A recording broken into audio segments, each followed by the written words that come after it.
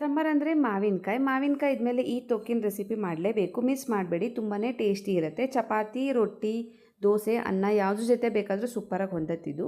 ಬಾಣಲೆಗೆ 1 spoon ಮೆಂತ್ಯ, 1 spoon ಸಾಸಿವೆ ಹಾಕ್ಕೊಂಡು ಒಂದು 30 ಸೆಕೆಂಡ್ಸ್ ಡ್ರೈ ರೋಸ್ಟ್ ಮಾಡಿಟ್ಕೊಳ್ಳಿ. ಹಾಗೆ ನಾನಿಲ್ಲಿ ತೋರಿಸಿದಾಗೆ 3 ಮಾವಿನಕಾಯಿ ಸಿಪ್ಪೆ ತೆಗೆದು ಚಿಕ್ಕದಾಗಿ ಕಟ್ ಮಾಡಿಟ್ಕೊಂಡಿದ್ದೀನಿ. ಮಿಕ್ಸಿ ಜಾರ್ಗೆ ಒಂದು 10ರಿಂದ 12 ಬ್ಯಾಡ್ಗೆ ಮೆಣಸಿನ್ಕಾಯಿ, ಹುರಿದಿಟ್ಕೊಂಡಿದ್ದಂಥ ಮೆಂತ್ಯ, ಸಾಸಿವೆ, ಹಾಗೆ ನಾನಿಲ್ಲಿ ರುಚಿಗೆ ಕಲ್ಲುಪ್ಪನ್ನ ಯೂಸ್ ಮಾಡ್ತಾಯಿದ್ದೀನಿ. ಜೊತೆಗೆ ಒಂದು ಸ್ವಲ್ಪ ಬೆಲ್ಲ, ಇದನ್ನೆಲ್ಲ ಸೇರಿಸಿ ತರ್ತರಿಯಾಗಿ ರುಬ್ಬಿಟ್ಕೊಳ್ಳೋಣ. ಒಂದು ಪೌಡರ್ ರೆಡಿ ಆಗುತ್ತೆ. ಇದಕ್ಕೆ ನಾವು ಆಲ್ರೆಡಿ ಹೆಚ್ಚಿಟ್ಕೊಂಡಿದ್ದಂಥ ಮಾವಿನಕಾಯಿನ ಸೇರಿಸಿ ನೀರೇನು ಹಾಕ್ದೇನೆ ಹಾಗೆ ಚೆನ್ನಾಗಿ ಒಂದು 2-3 ಸರಿ ಪಲ್ಸ್ ಮಾಡಿಕೊಂಡ್ರೆ ಸೂಪರ್ ಟೇಸ್ಟಿ ಮಾವಿನಕಾಯಿ ತೊಕ್ಕು ರೆಡಿಯಾಗಿದೆ.